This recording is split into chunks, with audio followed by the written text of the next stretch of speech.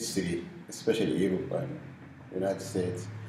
So although I was not here physically, but I have an idea about what the. Buddy, today I am interviewing a father of a family in Lawrence, Kansas. His name is Abdul Karim Al Khater. He is from Sudan. Hi, Abdul Karim. How are you doing? Alhamdulillah, I'm doing fine. Yes. I would like to ask you a history about you and your family, if you mind. Me and my friend, I've been in Lawrence since 1990. I came as a student, KU, and Lawrence is the only city I know in the United States. I mean, I've been in Lawrence all those 20 plus years. Um, and my children were born here. The oldest one is 23 and the youngest 14. So we claim Lawrence as our hometown. And the question is about. So the second thing I would like to ask you is about how did you adjust to the U.S. culture? For me, because I came as an adult, and prior to my arrival to United States, I studied a lot about the culture in the United States through the and it's ongoing because no matter what you do, since when you move from location to location, from country to a country, you face with different people, different culture, different religion. So you adjust to it, that means you should have an impact in the society you live to. It is not a matter of you try to accept everything that is available there, rather than you try to live, and you should have the life look like in the United States, and that curriculum. So we, in Sudan, people study geography, and you should contribute to the society too. The the only concern I have at that time, and it's on mind, that United States is different than where I came from, Africa. And in terms of culture, the lifestyle, and those didn't bother me that much, but the thing that in my mind, that the religion different, because I'm a Muslim, and as a Muslim I take Islam as a lifestyle. So you don't want to compromise certain basic things about your religion, although the American society views religion is as a personal. Still, you can make it a personal, but at the same time, there are certain things you don't want to compromise. And as a father of 4 children, although they're born here, the challenge was how will I be able to make them understand that what's the difference between Islam and non-Islam? What's the difference between having religion or not having? In American society, religion is a personal matter. So I want them to understand it is a personal matter. At the same time, I don't want them to lose their identity as Muslims. So that's the biggest challenge. It's a continuous channel, and you have to be mindful about it, and you have to study carefully, and you have to tell people who are around you what that means, because if you just close yourself to yourself, because it's you cannot live in isolation. You have to live with other people surrounding you.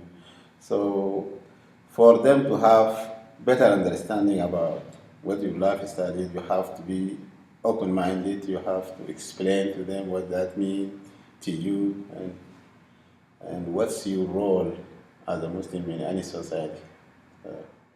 Third thing I would like to ask you is about what activities do you do with your family?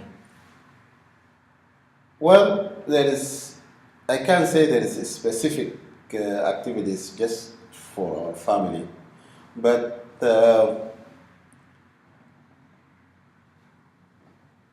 I make sure that when they are at school age, I try to do my best to help them after the school, and also I just want them to be involved uh, after school activities, through their school or in the other community center, um, participate in the sporting events, and also as a member of minority group here, I try to make them get engaged in the Muslim community in Lawrence. So during the months of Ramadan, for example, we want to make sure that we'll be able to come and try to help and be with the Muslim community over here.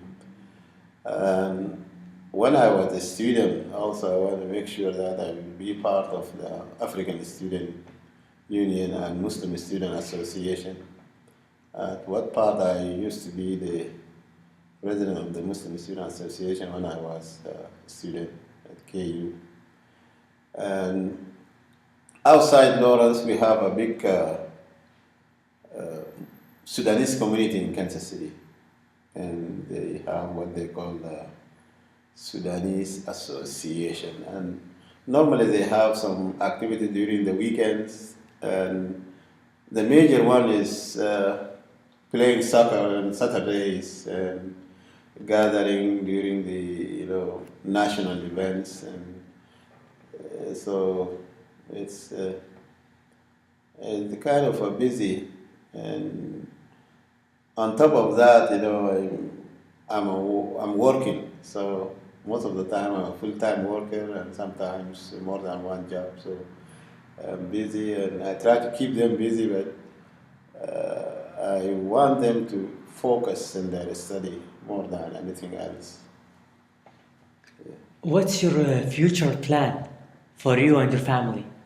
Well, for my children, I just want them to have good, solid education, and they are almost there. So there are two of them in college, two in high school. So once they have the good education, I think they can plan for their future. I can advise them, for me, and I just try to get involved in whatever community I live in. It's not necessarily just confine myself in the Muslim community, but I care about my neighbors, I care about my friends, my co-workers, people around me, and also I try to practice my religion as a Muslim.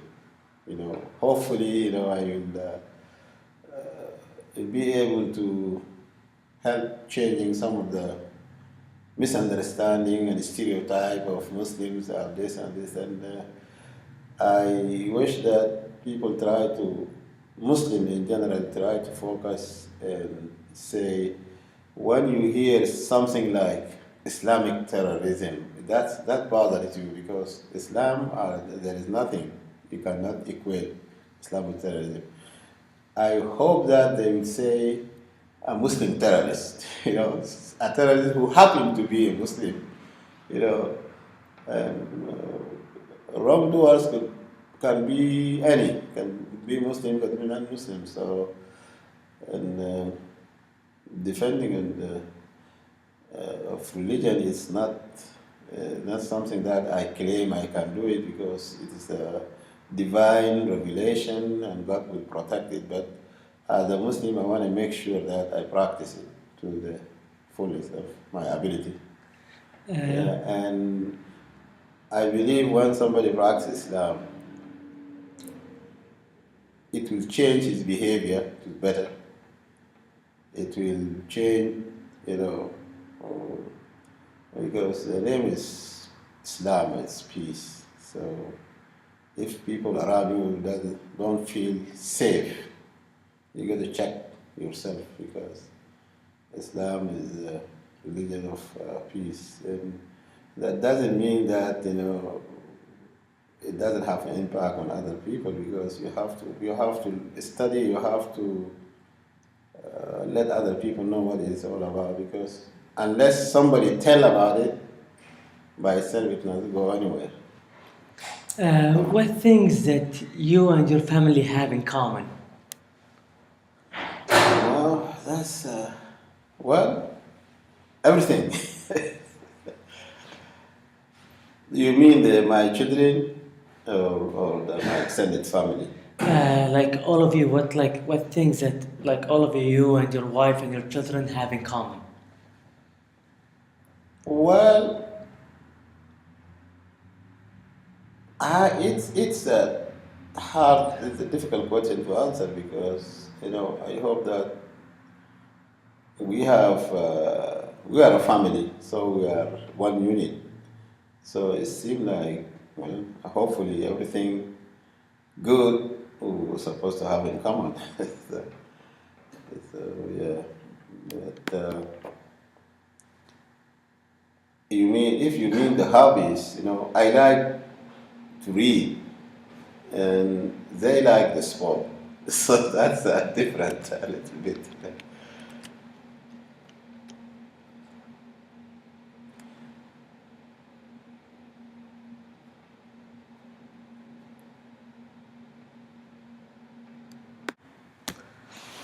After talking with Abdul Karim Al Khater from Sudan and asking him about his history and his lifestyle, which is in the and his adjusting in the culture, buckle up, guys, for a new journey coming up soon.